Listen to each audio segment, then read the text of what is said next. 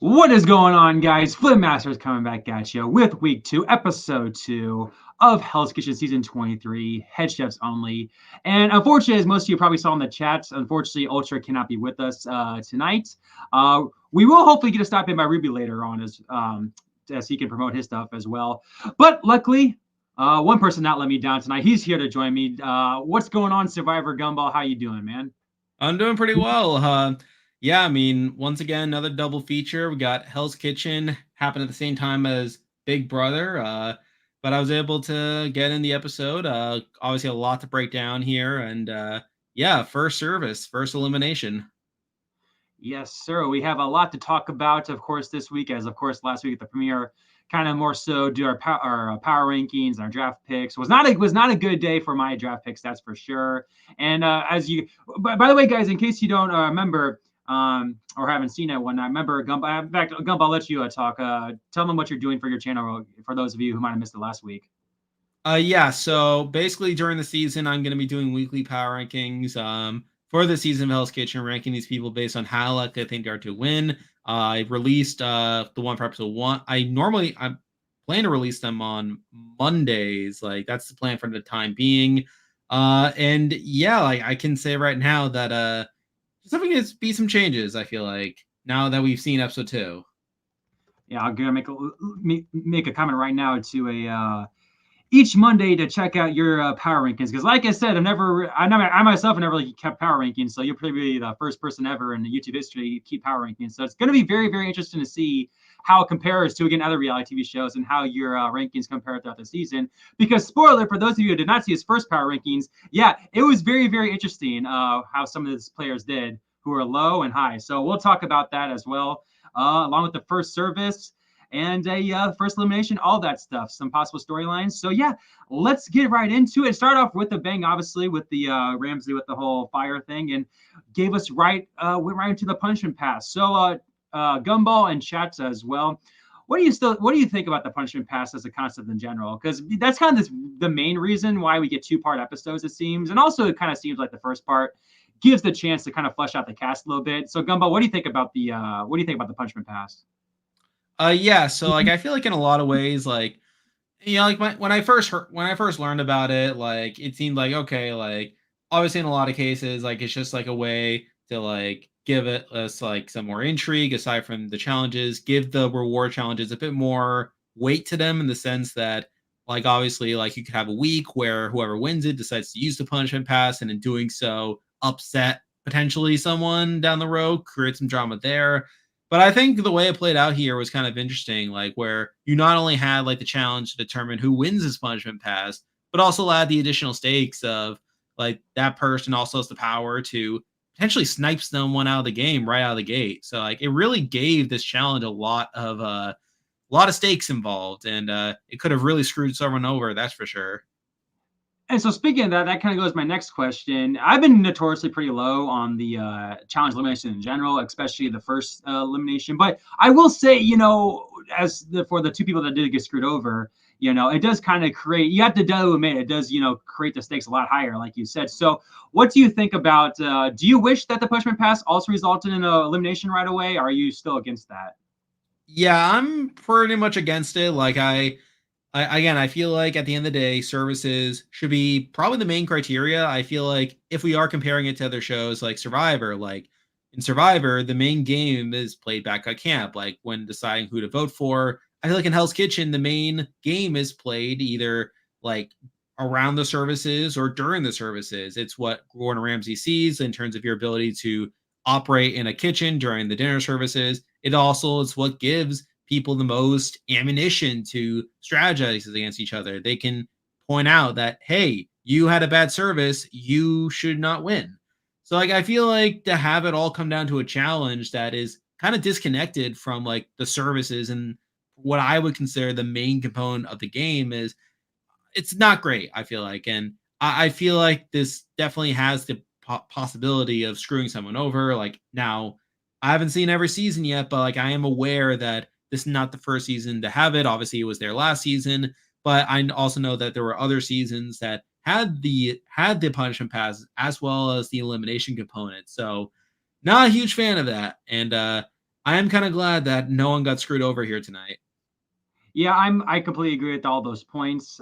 So going into that, now, did you actually think, because it was very interesting because of course the of course 19 and 20 we saw the people Ava and Kenneth get eliminated. 21, as someone made a comment about, Eliana kind of protected that.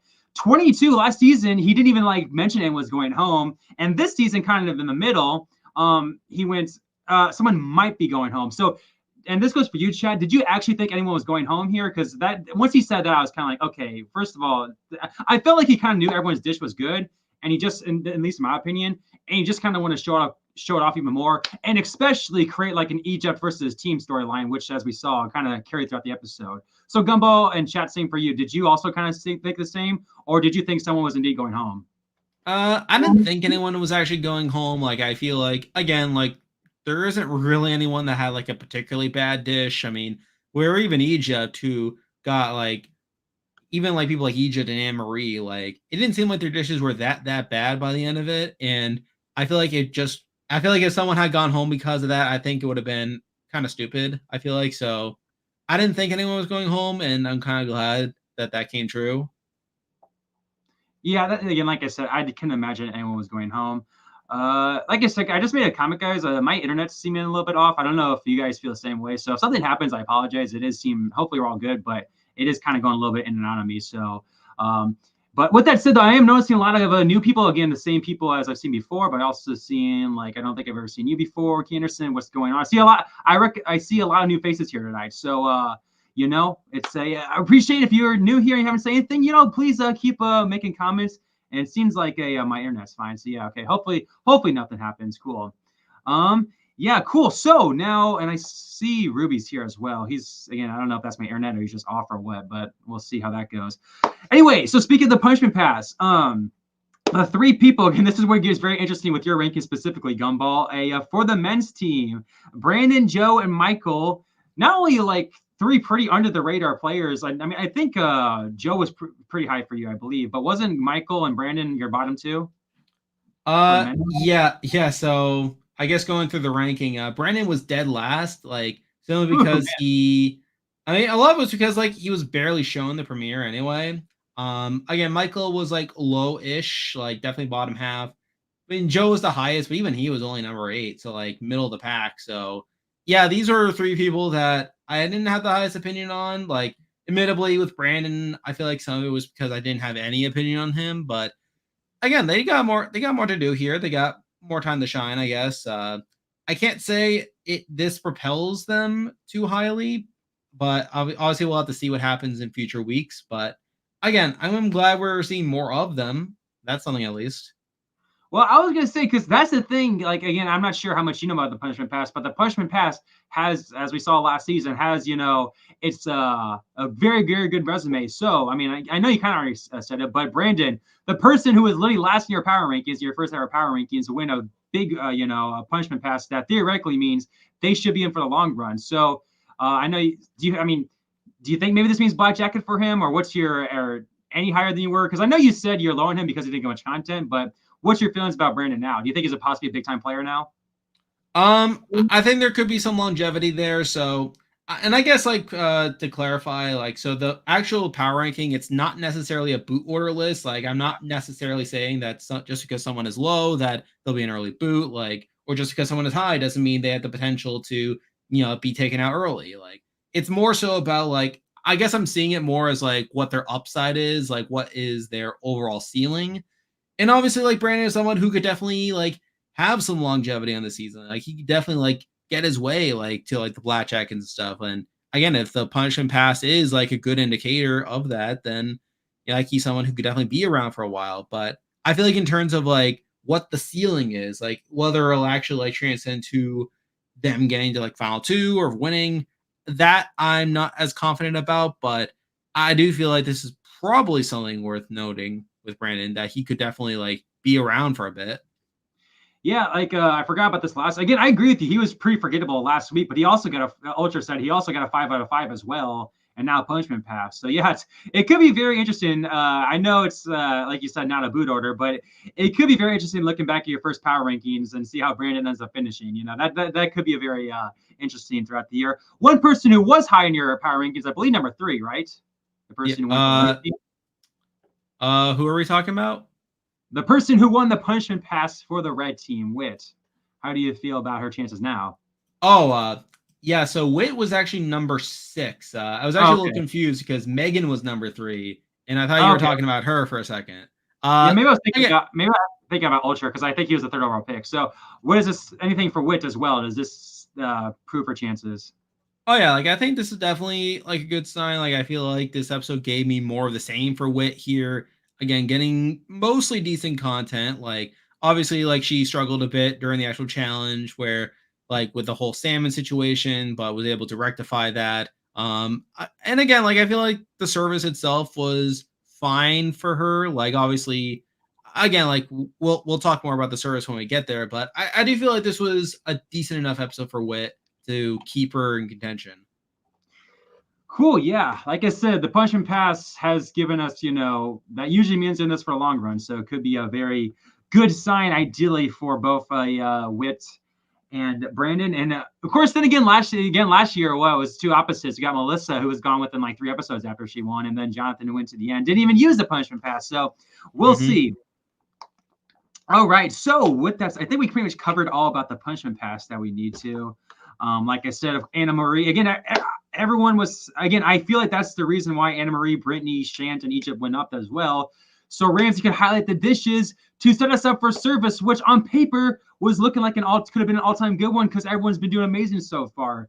I almost called you Ultra. Gumball, what was your expectations going into service? Were you feeling, because I'll be honest, this is what I was thinking. And on the previous kind of spoiled it, that Rams is going to kick the blue team out at least. But this is exactly what I saw happening. The service we had tonight was exactly it. This was going to be an all-time great signature dish challenge. Amazing Punishment Pass dish as well. Pretty much no one had one bad dish. Only for an all-time bad opening night service. I kind of saw that coming. Did you see that coming as well, Gumball? Yeah, I think I did. Again, mostly because of the promo. Like I feel like the promo made it pretty clear that this was going to be a bit of a messy first service. And while some of the stuff we saw from there ended up being used in this challenge, the Punishment Pass challenge, I did get the sense that it was going to be a pretty messy service. Obviously, we did see the blue team getting kicked out from the promo, but I felt like at the point where they got kicked out that it was probably going to mean the red team was also going to get kicked out. But yeah, it is interesting seeing how how pretty much everyone here did pretty well on the actual dishes when they were cooking it, like obviously in the context of a challenge, but once they were in the actual service and they had to actually work as a team, then that's where some people's weaknesses were exposed. So it is a bit surprising on paper that this team ended up falling apart, but again, the promo kind of gave it away.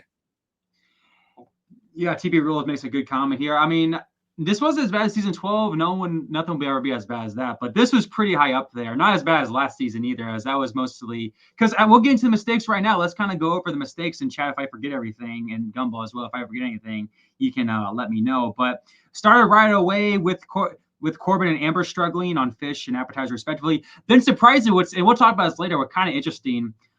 They showed Shant is a Shant or Shant. I think these we called both ways, but I think it's Shant. Yeah, I've been saying it Shant, but like I could be saying it wrong. Yeah, regardless, Shant, I'll just call him Shant for right now. He went from like being a savior for Corbin, and we all kind of had low expectations for Corbin, to it pretty much almost really, really came close to being his demise when he went to help Corbin, because Corbin got scot-free for the night, and Shant ended up having the most problems on appetizers. So appetizers got off to a rough start.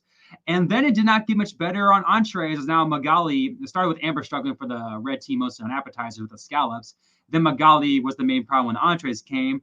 And then even Hannah, my number 1 overall pick, my girl Hannah, had trouble with her chicken.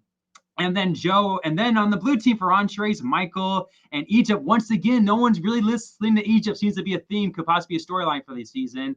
No one was listening to Egypt, and poor Michael, he probably wished he did, because it almost got him sent home. And then Joe also messed up the final, which wasn't highlighted at all, but Joe also messed up those final 2 dishes to get the blue team kicked out. So I mean, it was pretty much mistake after mistake. So Gumball, yeah. What is it? Anything else stand out for you from the service? Were you surprised about any certain contestants' performances? Were you happy about them? Like, what's your overall take on the service? Yeah, so I am surprised Corbin wasn't more of a donkey than he seemed like, because I did think that he was going to like kind of collapse, like partly because we did say last week that he had a lot of potential to be the first boot, but again, like the fact that at the very beginning of the service, he's like, "Oh yeah, like we're strong, Sean and I, like we know what we're doing, we don't crack under pressure. I'm as cool as a cucumber." And then immediately makes a mistake. I did think it was gonna be set up to Corbin having a more disastrous service, but instead it seemed like Sean like really dropped the ball there after Corbin's initial mistake. So I was surprised by that. Again, Egypt was also kind of a mixed bag where it's like, on one hand, like, yeah, like he is clearly not gelling with the rest of his team, like with his leadership skills, like he's trying to be the leader and stuff. And we do see like during the service, people getting annoyed by him, people like Michael, for instance, but he also made some mistakes himself. Like he obviously like messes up the Wellington, and I think did he mess up a lamb too? Like, or I know Michael messed up a lamb, but I know Egypt messed up a Wellington. So like clearly like Egypt didn't have the best service either, and like clearly like he struggled to like I guess like stand by his words per se. But then I'm just trying to think of like who else is there. I think that's probably the biggest surprise for me, at least in terms of services. But like you said, you broke down a lot of the other ones. Obviously, a lot of the focus is on Magali, on Anne-Marie, on Amber for like kind of dropping the ball. Well, Anne-Marie not so much, but definitely Amber, Magali, Shant, and Michael here all had pretty bad services. Yeah, I got to, yeah, Ultra. I know you can't be joining us tonight, but man, you so far you're like my draft picks were awful. We'll get into that in a second, but man, yeah, your draft picks off to a very very good start. Yeah, so a lot of people are kind of saying, I know you haven't watched every season, Gumbo. I think, and you're unfortunately probably just missed the all-time worst. But where does this service rank in opening nights in terms of all-time bad ones for you, or even in your case, in all-time bad services? Where does this rank? It's definitely not the worst. Like, I mean, I feel like there are definitely plenty of services I've seen from my experience that are worse than this one, but I think definitely the contrast between how these people did in like the Signature Dish Challenge to then coming to this is definitely a surprise. Yeah, it's definitely surprising, even though I kind of saw it coming. But yeah, this is a very, very interesting service. So yeah, both teams for a second straight year. What I believe, yeah. So very interesting. In the first 21 seasons of the show, we had a combined that both teams lost a combined total of twice on opening nights, and now in back-to-back seasons, 22 and 23, now it's again back-to-back seasons. It doubles out already, or it ties that already in terms of both teams losing opening night. So, Gumball, who did you initially think was going up for both teams before the nominations? Before the nominations were official. So I feel like Red Team was pretty cut and dry. Like I feel like again Amber and Magali were pretty clearly the weakest links. There's a lot of talk about how they single-handedly dragged down the service by their performance on the fish station. And obviously we saw it be a pretty consensus decision by the team when they were back in the dorms. Blue team was a bit more up in the air. Like I feel like Shant made a lot of sense. Like a lot of focus was on him. Michael obviously makes a lot of sense as well. But I feel like there were a bit more contenders here. I feel like there was definitely a world where Egypt could have gone up, considering again the fact that a lot of his team doesn't seem to like him right now. I think that was definitely a possibility. Maybe even like a surprise Corbin nom could have been possible. But like again, I feel like by the end of it, Michael and Shant were not overly surprising picks here. Yeah. Again, like you said, Amber and Morgali were pretty obvious. We'll get to that in a second, as that ended up being like a big thing at the nomination ceremony. But yeah, it was very, again, because everyone was like so certain that Corbin would do bad. And that happens a lot of times. That happens again. The person who like does maybe had the worst service doesn't get put up because he's just seen as stronger and seen as like helping his team. This is one of the few instances where the person who, like in Corbin, who kind of laid back, messed up, and then has said, hey, Shant, if you want to do it, mess up, that's fine, and Shant kind of ended up paying the price for that. So that was definitely interesting. Again, Shant's my number two overall pick. again, damn near went home. So I obviously lost a draft pick, but I kind of deserved that one for taking that risk in the first place. But Shant not looking good. Could have very easily cost him. And yeah, Michael again, kind of only shown to be making one mistake, but definitely wasn't a good look for him during service. So those were 4 nominees. So Gumball, who were you thinking? And chat, that goes for you as well. Who were you thinking out of these 4 was going to be our first boot of the season? I think it was pretty clearly Amber. Like, obviously, Amber already stood out last week from being the only 3 in the Signature Dish Challenge. And I feel like she did herself no favors in episode 2. Like, I feel like the fact that she clearly stood out for not being as good in the Signature Dish Challenge, mixing that in with her bad service, like, I felt like it made a lot of sense for Amber to be the boot here, especially when we got that confessional before the elimination ceremony where she said her plan was to like expose that Magali had volunteered for the block. I felt like that was going to be like I thought that was seen as like a last ditch effort for Amber to try to throw Magali under the bus, but it just wasn't going to work. So like I felt like Amber was pretty clearly going home out of this 4, but yeah, like what I'm not sure what your thoughts are. Yeah, so and chat, let me know what you guys think.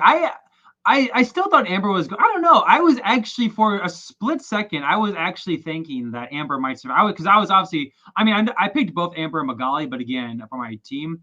But again, Amber was more so like a sneaky pick that I was like, okay, maybe this could be set up for something. She could be a nice little underdog. And I thought we were about to begin a nice little villain underdog arc where she was all but certain to be going home.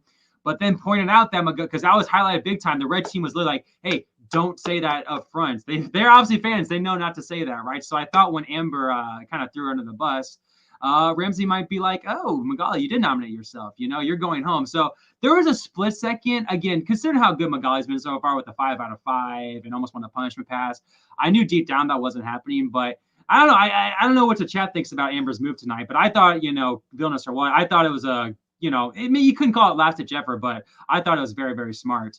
So yeah, it's also kind of funny too that that kind of went out the window right away once Ramsey put Michael and Magali back in line, which left us down to Amber, which left us down to Amber and a Shant, whatever his name is.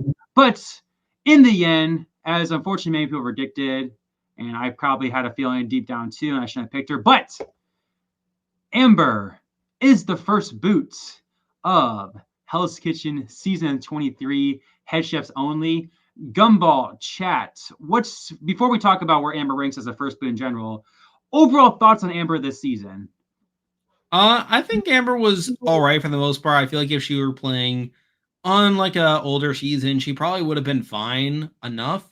But like I feel like she just kind of suffered her being on such a high caliber cast from a cooking standpoint that she just kind of immediately stood out as like the weakest link there. And again, like mixing in like the like relatively weak signature dish coupled by like the bad service, like it just made all the sense in the world for Gordon to cut her as like the weakest link there. But again, I don't think she's the worst first boot in the world. I mean, I think at the end of the day, like out of this cast, someone had to be the first boot, and she was clearly someone that kind of stood out like a sore thumb. Yeah, so you kind of make a comment there as I see what everyone else says. Again, I agree.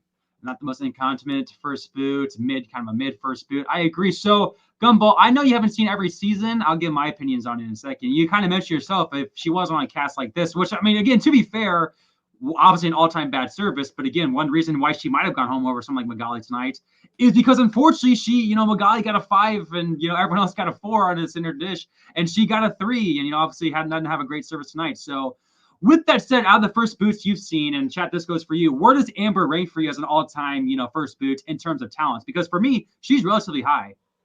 Yeah, I haven't formalized a first boot ranking, but yeah, I do agree. Like she's like definitely one of the better ones. And again, if she had played in an older season, then she probably would have been a competent chef. But again, like I don't know if she's like the best of the best. Like I would need to sit down and think about it. But again, I think she's a solid first boot. Yeah, the answers are kind of over the place, like 9th, probably below. I think I was boy, Ultra, we kind of think alike. Like she is just, I don't know, I forgot who I had number 4. The fact that I can't remember who I had number 4 when I did my first boot rankings. Kind of tells you right then and there. I kind of agree with that. I think Pat, Ben, and Caroline are definitely the top tier. But again, because we'll see how this goes. And that'll probably be my next question here after I get done talking about what my thoughts on Amber. But we'll see how this cast goes in terms of talent, right? But when it's all said and done, I imagine this cast can turn around. It's going to be a very, very talented season. So Amber's, in my opinion, going to go down, regardless, how bad she did tonight. Like being the first boot on an incredibly talented season, like that alone makes you, pretty decent in terms of other first boots just from that alone. The fact that she got a 3 on the senior dish, was literally the worst out of that. Even her service tonight, like, yeah, she made a mistake on scallops and then couldn't count. But even after that, like, wasn't like the main problem for entrees. And, again, like I said, probably even stays over Magali. Had Magali just not been amazing during that time, during her signature dish and punishment pass as well. So I think she is very, very high for me, probably even top 5. I'll have to look at my list again. But again, the fact that I couldn't even think of who my number 4 was tells me that she's very high up there. Real quick, so we'll talk about, so that pretty much sums up the episode for tonight, guys. We'll obviously talk more about some other stuff to mention. Let me see what you are thinking about Tiffany. Yeah, maybe. Okay, so maybe behind Tiffany, maybe. I don't know. But someone has to tell me what number 5 is too. Yeah, Pat was a very solid first. Amber was definitely, I think that's the way to go at Amber's run. Definitely one of the better first boots, but she was very clearly not for wrong. So I took a massive risk on her, and it did not pay off. So it is what it is. All right, guys. So since my boy's Ruby here, what's going on? We'll talk about everyone, welcome Ruby to the stream once again. Joining. So real quick, guys, we'll get back to talking about like some other stuff on this episode. We'll talk about next week, but and Ruby, this time I'll remember to paste it in the stream this time. So Ruby, kind of give you an update, give the chat an update about how your game's going on your channel. Perfect. So, so to begin, last week I remember telling you guys that there were some people who got 4 votes, and there were some people who had a voting score of -2.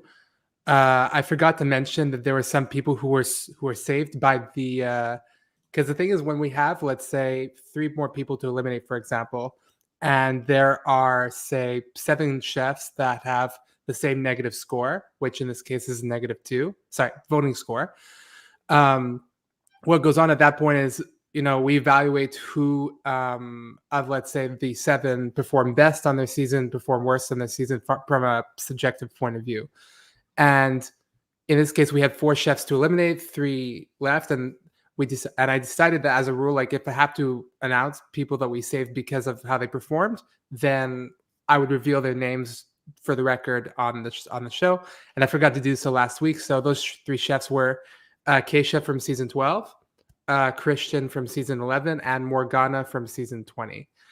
On that note, there was also an error regarding voting scores as how they were being tabulated up until last week. Now this week it's all perfectly fine, but to make up for the 3 voting records that were not perfect, I'm going to figure out some way to fix that in the future. But for tonight, I am happy to reveal, well, not happy, but like the next step in the elimination process, which is 18 more chefs going home. So let's do a drum roll. Flynn, do you have pictures, or do you want me to just like rapid fire them? Yeah, rapid fire, real quick. This is bad timing because we not only did Ruby show, we got once again Hannah showing what's going on. Hannah, yeah, like you said, woof, what a service, got to bounce back. Yeah, I can only imagine what that must have been like being on a service like that. So yeah, really, so that was very good timing. Not only did Ruby come into the stream, but we also got Hannah to come into the stream. Ruby, is that a sign that you're on Hannah's level? Yeah, of course. Yeah. All right. Yeah. Go ahead. I don't have. I mean, honestly, look, it's fine. Just we could take a little pause, talk about Hannah, and get back into it. I have no problem. It's I'm gonna load up the sheet anyway. Yeah. Well, I know you're watching the episode right now, Ruby. What part of the episode are you in? I just finished the challenge. So right now Egypt is talking with Michael, and it turns out his stitch was good, as I fucking predicted. And then like Michael saying, oh, or was it Brandon, the one with the glasses there? He's basically saying, oh, Egypt is going to be a tough teammate to work with, yada yada. And then it goes to commercial, and I'm like, okay, I'll join the stream. All right, cool. Yeah, so real quick, why don't you rattle out again, guys? So people, like I said, for those of you who are kind of confused right now, Ruby's doing an elimination game, which I'll put here in a second in the chat.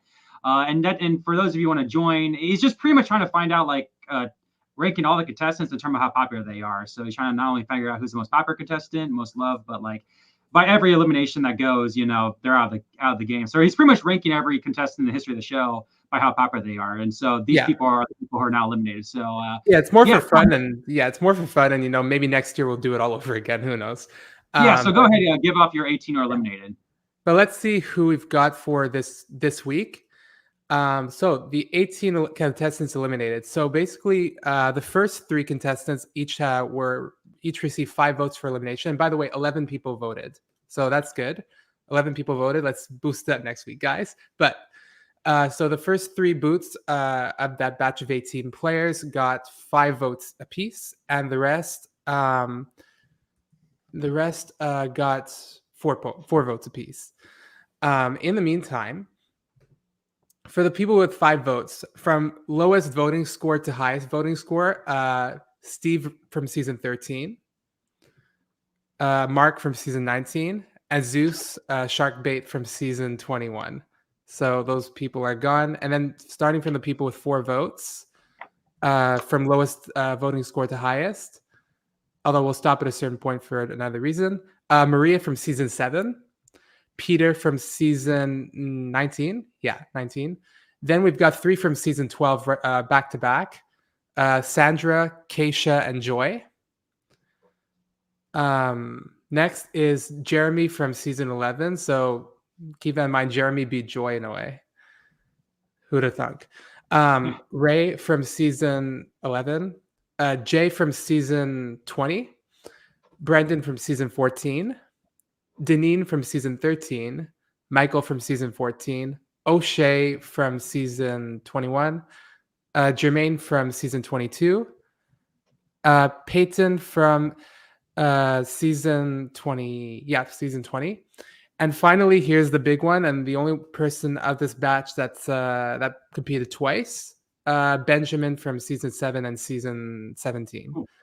And we also have one more contestant that got 4 votes, but because of the way the system works, where I'm going to only eliminate 18 instead of 19 people, the one contestant that was saved by the fact that they had a better voting score than the rest of the players who got 4 votes.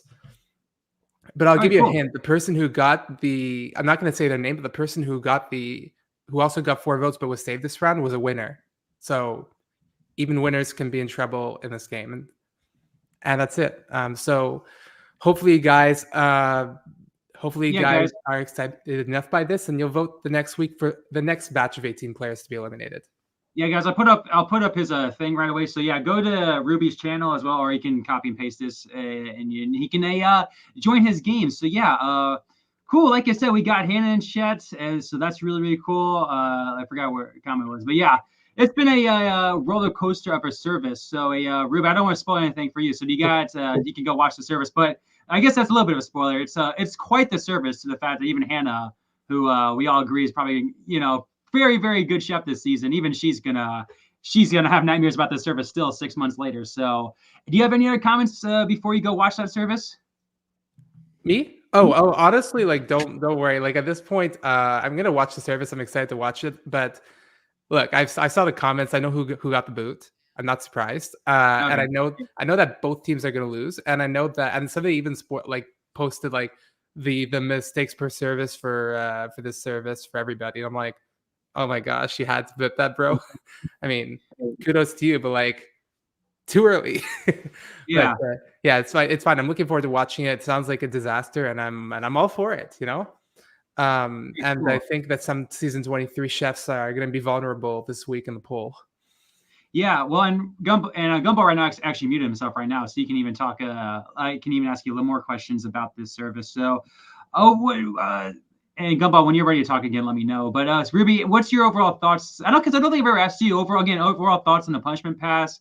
Did you think anyone was actually going home during the punishment pass? No, I saw that coming. No one was going home. To be fair, I got told it was just Amber going home. But that's the thing, is I feel like, I don't know. I just feel like 21. We had whether it was staged or not, we had Ileana basically uneliminate herself. And then we had season 22 where it wasn't even brought up. So, Right.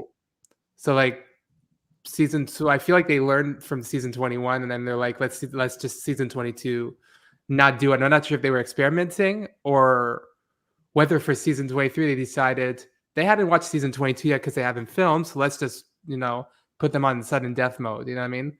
And I might think Right. that, so that's what I'm thinking. I'm thinking that maybe season 22 was season 21, they learned a lesson. Season 22 was an experimentation that proved that it worked. And then so they stuck with that. But for season 23 and 24, no one's going to go home for season 24 either. But because they filmed before they had a chance to watch 21 and 22, they might, I predicted for season 24, they might get threatened with an elimination only for it to be false. Yeah. But I forgot right. who. I know that there was Wit, and then there was Megan. Who was the other woman that was in the top 3? I forgot. Magali, and I think that's probably one of the only reasons why she didn't go home tonight. So. Oh, Magali, right? Okay. Yeah. All right, cool. So yeah, with that said, so we've it's a very interesting because it's kind of funny, right? To you two, like last week we're kind of, and we all kind of think, Amber and Corbin were kind of obvious boots, but like in the end, though, in the grand scheme of things, we really didn't know who to think was going home because everyone was doing so well. So now it's the kind of opposite. A lot, like 5 or 6 chefs made a mistake this service, right? So it's no longer all dominant. So chat, this goes for you as well. Start with you, Gumball. Who will be the second boot of this season? Who's your second boot predictions? I don't know. I think there's definitely plenty of people you could consider here. Again, I mean, I think Corbin still kind of stands out as someone who doesn't pop off too much. You obviously have people who are already kind of standing out for not doing the greatest. People like Magali, for instance. I don't really have a solidified second boot pick. I'm usually bad at selecting boot predictions here, but I mean, we could also discuss something that happened in the promo. Oh my God! I completely forgot. Thank you so much, Gumball. Holy crap! Yeah, it looks like we might be skinning 2 boots next week, or maybe one. We might not get a boot at all. We might get a medevac. Yeah. Chat predictions on. It seems like it's almost guaranteed by the way Ramsey was talking that we're going to see a medevac. So Gumball, I don't know how you could possibly predict that, but do you think that's indeed going to happen? Because I completely forgot about that, but it looks all but guaranteed we're getting a medevac next week. Yeah, I mean, I always try to take like these like cliffhangers and promos on Gordon Ramsay shows with a grain of salt because I know they tend to play it up more. They try to play at the suspense factor more than other shows, but yeah, if it's not a medevac, if it's not like a quit or something, then I don't know how they're gonna edit around that. Like, so I don't really have any predictions over who it is. I mean, if it is like a medevac or quit, I mean, it's kind of random, I feel like, but yeah, like it's sort of crazy. Yeah, I remember real quick, yeah, what I'm thinking about, because it was because the way I think it's almost guaranteed. Like I mean, maybe they took footage from past seasons, or maybe it's going to happen. I don't know. Maybe off the way they had it edited was like Ramsey's asked him, "Are you fit to continue?" And then there was another clip, him before service saying they can't continue, right? So I'm pretty much it seems like all but a guarantee it's going to happen. Ruby, go ahead. What were you going to say?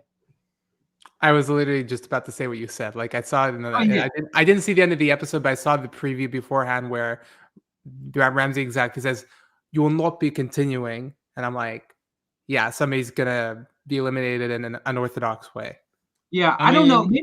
Yeah, go ahead. I was just thinking about this. Like, maybe the way that they get around it is like, maybe it's like if you do this, are you telling me you will not be continuing in the competition? Like, maybe they frame it as a question. Like, I'm just trying to think about how like it's not actually going to happen, but like they try to make it as much as possible seem like it will. So like maybe it's like the person like is on edge and Ramsey asks if they want to quit and then they say no. Maybe it's just that. It's possible, but for me, it's about like number one, it's possible, but it's about the same as like when we were making jokes last week about how the production might be saying about Whitney, oh, this is punishment pass is just imaginary, and then like they give it to somebody else, But number two, it's like I just personally yeah, like I don't think Hell's Kitchen is that meta yet, where they start, really going into the details and trying to trick people that far. You know what I mean? And by trick Yeah. people, I mean like trick the viewers that far. I don't think they're gonna go that far. I think That's what I'm saying. they This seems like a little too much for them to do. I don't know. We'll see. that's what I mean. Well, Like, I mean, that's I what know, meant. I know, like a lot of times, like I mean, you see it all the time on the show, like when they have like cliffhangers before the commercial, like they make it seem like a much bigger deal than what it actually Yeah, is. yeah. And but I will say usually that's like kind of silly stuff, like Raj things, the classic one. Raj is gonna like kill his entire team, stuff like that. Usually for stuff like this, like for example, they flat out spoiled like Jen was gonna get ejected or quit in season 18, for example. Sometimes like I remember in season 11 they said they're gonna bring like a contestant back and that never happened, so which was kind of stupid. So this one I feel pretty confident Scum is gonna get medevac. Real quick, I gotta say this real quick. I love how Brad, now that we're having this conversation, because people are saying like last week how they missed Brad, and now this is kind of bringing back the Brad comments saying we might get another medevac. Yeah, it was what an all-time great early boot he was. That even almost a year later after his medevac and his Hell's Kitchen 22 run, despite all the talents and all the great characters on season 22, people just love love Brad. And I agree with that for sure. Yeah. Cool. We kind of went off the. I guess I'll go to you now, Ruby. Medevac second boot predictions. Who do you think is leaving next week? I have no fucking idea. But from what you guys are saying, it's might be Corbin. It might be yeah, I'm just looking at the comments right now. Shan probably gets meta eliminated. Corbin normally, Yuri ejected. I don't know, Tia. I'm just gonna just trust your judgment here. You were the runner-up on my season after all, so Yeah, like I said, that's the cool thing. You guys know me. That's kind of giving season 12 vibes. It's kind of because, like I said, even last year, like there were mess ups. Both teams lost, but it was kind of like the 4 people that went up for elimination and Jason like were the obvious people, right? Like again, and since it's so talented, the people who struggled tonight could easily have a great service next week too, and someone completely different could go up for elimination. So I'm very interested to see who'll be the second boot. Cool. So one other big thing I want to get into, and again, it's kind of ironic since Gumball is here because he was a number 1 on Gumball's first power rankings. Let's talk about Egypt a little bit. This was quite an interesting episode for Egypt. Again, at the punch and pass kind of got doubted, at the service got doubted, but the thing was Gumball, he was doubted, but in the end, in the Survivor terms, it kind of made him look right because he produced one of the final dishes of the night that got him kicked out. Obviously, he wasn't even considered for nomination, but he was a big time player this episode, personality wise. And so, what do you think about Egypt as your number 1 overall pick? Do you think even after service, he was pretty much yelling at his team to go, like listen to Ramsey? So, what do you think of Egypt's episode? This was kind of very, very in between for me. Yeah, I regret having him on my draft team at the moment, especially like with the promo for next week suggesting that this is gonna continue and that this is gonna be a thing on the season. Yeah, like I don't know, like I feel like by the way episode 1 was, it made it seem like he was gonna be like with Anthony, kind of like putting his head down, like being like a quiet leader, someone who is like putting your head down, like doing it, studying because we saw him like studying like the menu. He seemed like to be one of the more serious people, and to be fair, he is. But like, yeah, like it is interesting now seeing that he's not well respected by a lot of his team. Meanwhile, Anthony, who had a pretty quiet episode, is Eric, who I thought Egypt would be, someone who is just putting his head down, like someone who's not making mistakes. And yeah, like I mean, I kind of wish I was Ultra right now and had the chance to pick Anthony instead of Egypt. Yeah, Ruby, what's your thoughts on? Well, I know you haven't seen all episodes. Yeah, What's I your know, but I think I'm getting enough of an idea. Well, for one thing, like you mentioned something about the draft pick. Like when the minute you popped Egypt's face up, like you guys just missed. Like I was just like having this smiling laugh, and I'm like, damn it, the photo's covering that, so you guys can't see that. But I think as far as Egypt is concerned, like he's giving me vibes that like people are saying that he might be a leader or he's trying to be the leader and assertive, and I think that's true. He's giving me that sort of Demir kind of vibe. That being said, he's like a villainous Demir, but I think he does have a chance of making it at least to the gift phase. like I said the same thing about Billy a couple of years ago, but thing about Billy is that he was so bad he couldn't even save his character, couldn't even save himself. That's what I found was weird. Is that like usually if you have a big character like that, you can maybe squeeze by a few rounds, but like I guess he performed so bad that like even Ramsey was like, yeah, your character's not going to save you this time. Yeah, cool. I'm getting off track. Like I said, don't tempt me. I don't want to go down the road of the hottest of the discussing the most attractive chefs again. I don't want to go down that road again. We got way off topic. That I forgot what that one episode it was. You two weren't there for that either. It was me and Ultra. That was a fun time. All right, cool. We'll say that maybe for Nerd Day, guys. Maybe for Nerd Day. But let's before we go down that route. Any other do you guys have any other final? I'm gonna start laughing now. Do you guys have any final notes for the episode? Somebody in the comments just said an all-female black jacket team, and I'm like, no, we've seen that like I think 4 times. I don't think it's needed right now. Like I like it, I mean, we came close in season 17 to the inverse, but yeah, like let's just go through the process. Let's just go through the season. I want to pick the best males and the best females, or all male, all female, depending on who's the best. That's what I want to see. Okay. Gumball, any other, yeah, real quick, there was a lot of quiet chefs. It kind of makes sense. Oh my God, I forgot Kyle was on the episode. He was we were all kind of agreeing he was such a vibe last week, and he was going to be like the biggest character. He was invisible this episode. Gumball, do you have any other final notes for the episode? Again, pretty good episode. Obviously off to a pretty explosive start. Well, maybe not explosive, but definitely an interesting start to say the least. But yeah, I mean, it'll be interesting to update these power rankings again. For sure, yeah. Like I said, guys, be on the lookout for that next Monday.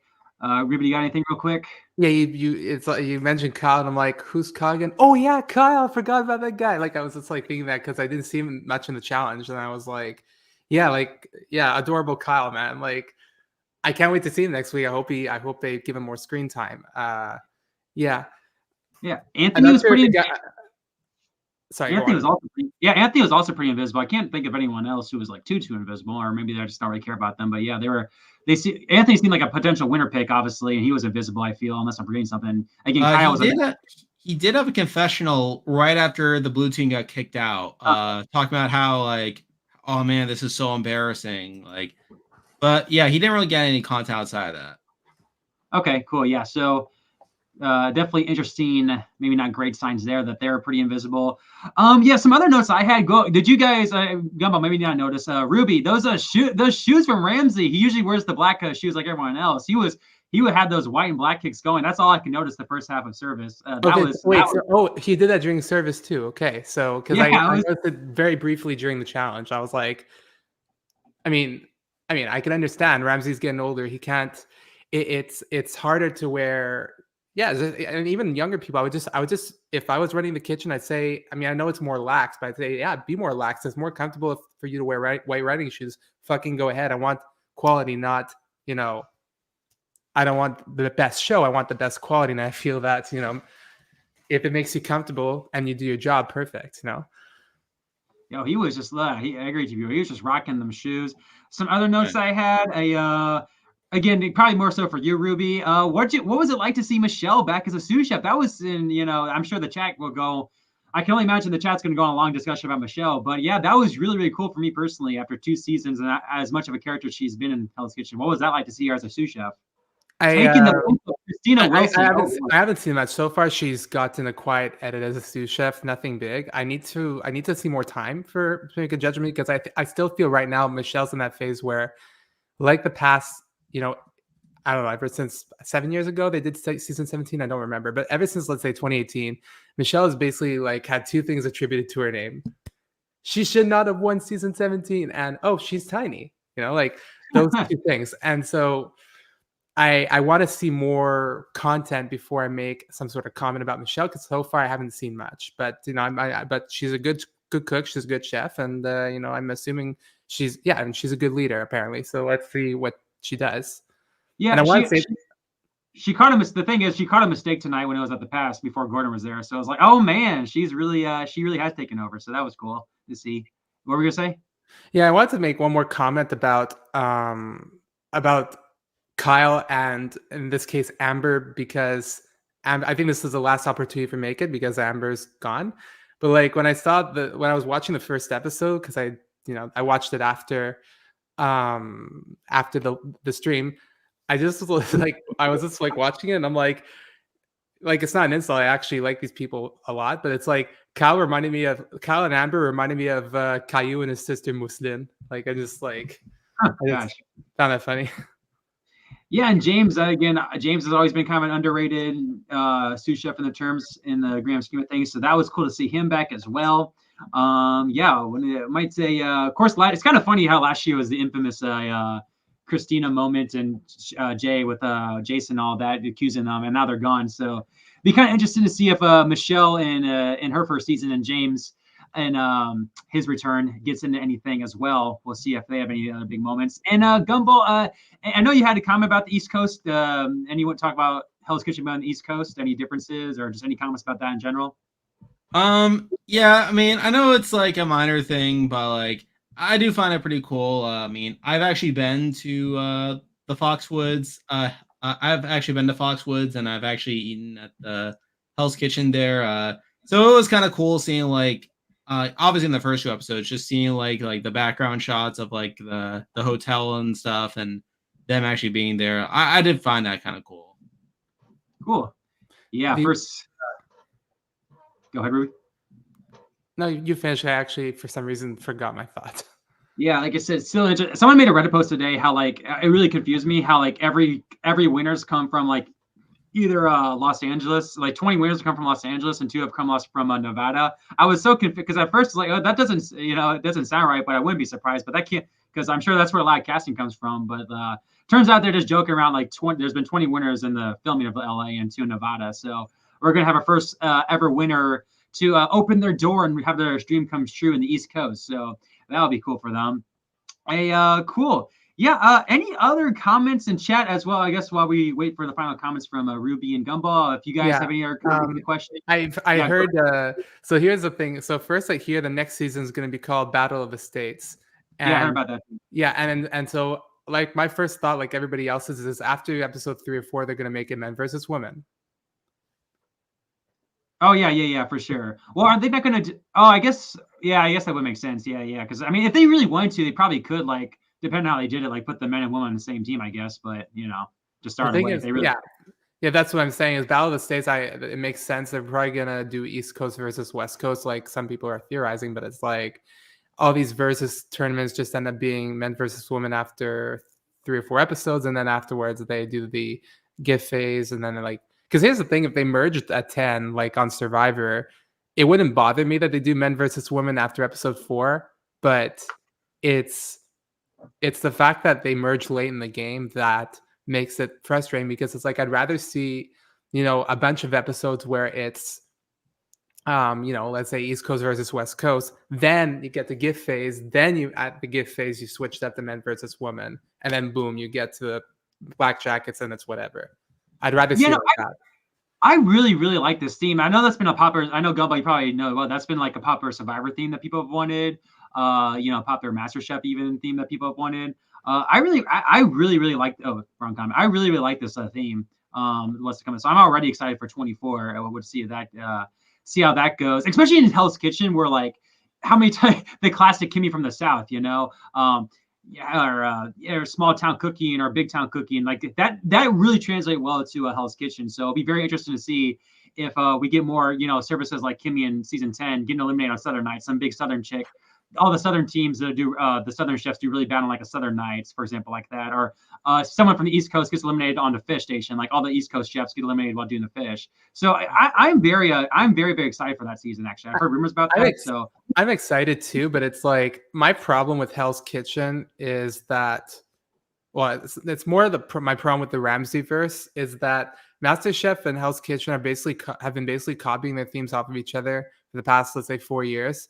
And then like half of the time it has to do with like Ramsay's for some reason having to bring up the United States in a way. It's like we get it. The show takes place in the USA, and we get it at your biggest what's the word? Profit? I was in finance, I should know this. Biggest revenue, let's say, comes from the United States, but it's like, you know, the fact that Right. you seem so obsessed with America, it's like it's a little too much. United Taste of America is basically going to be East Coast versus the Battle of the States. What's another one? Battle of the Generations battle that they did, MasterChef Generations. That's basically Battle of the Ages. You know, like it's Yeah. these copying each other a lot. You know. Yeah. Yeah, I do agree. These are kind of getting really ridiculous. I am really looking forward to this one though, but we got to have a returning player season. You know, that's whether it's second chance, first boot, maybe in our all-star season. I would not be opposed to it, but it looks like that might be it for Ruby. Gumball, do you have any final comments for today about anything? Nothing more I can think of. But yeah, like, I'm just glad I had a chance to talk with you all about this week's episode. Yeah, a very, very fun premiere. Well, not premiere, a very fun opening night dinner service. And yeah, it should be very interesting. One last question for today. I can't remember if I asked this. It's been a long stream. Gumball, do you still think we're in for a time? And this goes for you, chat. Even despite this service, because remember last season, same thing. Both teams lost. Probably the best season ever, talent-wise. Gumball, do you still think this would go down as an all-time talented season? Obviously, like we're only 2 episodes in, but like I don't think one bad service will drag down this entire cast. Like I think we'll definitely have to see how they're able to adapt to it over time. First services are usually pretty rough anyway, but I feel like as they get more comfortable into like the rhythm of things, I think they'll definitely start to get more comfortable and really like show their talent on display. Ruby, same question. What are you feeling? Still a all-time talented season? I'm not sure if it's gonna be an all-time top season, but like I will say that the first service, the thing is that, you know, even for season 22, I feel like, you know, there's always, we don't see we don't always see what's going on derrière les coulisses. So like we don't see everything that goes on backstage. So they could have had a pretty decent service in the grand scheme of things, but they're going to hone in on all the mistakes. I mean, I didn't watch it yet. And then you have, let's say, I remember season 21 where it was a big disaster when they got to the final 5, and that was a decent season. But then we watched season 2 where they did the service for that. Like we saw the whole unaired service, and I was like, I remember that first service. Like I think there were 1 or 2 things coming out of Blue Team, but that's where they proved that, okay, yeah, you know what, the behind the scenes did match what was being shown to us on the forefront. And you know, I told the Ultra this, like I'm still pissed that, well, not pissed, but like I'm still surprised that they didn't add the comment that Ramsey made where he added up all 6 women's experiences in the kitchen and said like 75 combined years of experience and nothing is coming out. Right. Yeah. I agree with the comment. I just had it up, but yeah, I still think it's going to go. I'm getting massive season 22 flashbacks, so this is still going to go down as an all-time talented season. Like maybe I feel like they definitely set us up for this on purpose, over the top, like so good, just to surprise us with a bad service. But I definitely think down the road we might get some not so as interesting services as tonight. A lot of might be one of those where 1 or 2 mistakes send you home because the services are that good. So I'm not saying it's gonna be better than 22. Like I said, I know everyone wants the 6 Black Jackets back. We'll see if they can pull that off again. But yeah, I still have a lot of hope for this cast in terms of talent. So yeah, that's pretty much all I got for. I think that's pretty much all the notes I have, all the comments we have. Overall, I'm very liking the season so far. A very, very good start. Ruby, like I said, guys, go to Ruby's channel real quick. Or I can even post it again in the comments. But yeah, post it because I didn't put a community post yet, so I'll do that right after if you want. But yeah, guys, so go to Ruby's channel and take part in his game to vote out your contestants as he goes on a mission to find out who is the most likable or most beloved chef in the Hell's Kitchen YouTube fandom community. Gumball, like I said, if for those of you missed the earlier part of the stream, be sure to check out his new power rankings each Monday. And as you guys know, for me, as you should know, if you watched my last video, for this Sunday, after I did my favorite chef from each season, this week I'll be posting my least favorite chef from each season. So be sure to check that out. And no, I'm so sorry. Go on. You can go ahead.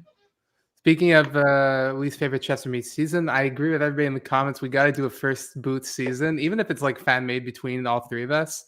Yeah, we got to do that. Like we got to have this idea and conceive it, and you know the winner of the season will be the head chef at Louis' Diner. You know what I mean? Like something like that. Real quick, while I'm thinking about it, guys, you'll see Ultra next week, and you might see another special guest next week. That's all I'm gonna leave it right there. That's how I'm gonna leave it. I won't get super excited yet, but you might see a very special guest join us to help us recap episode 3 as well. But yeah, guys, so be on the lookout for like I said, my least favorite chef from each season last week, and like I said, within the next couple weeks as well, I'll hopefully be doing one of my biggest videos yet. So yeah, just be on the lookout for that next week. I'm hoping for the best. So between that and all the videos coming out should be a fun time, and it should be a fun episode next week as well, as because it's been a good first 2 episodes to start. So hopefully we can keep the momentum going. So yeah, with that said, guys, hopefully I'll see y'all next week. Thanks for you guys who came back, and for those of you new, thanks for joining, and hope to see y'all next week. Until next time, have a good one, guys. Peace.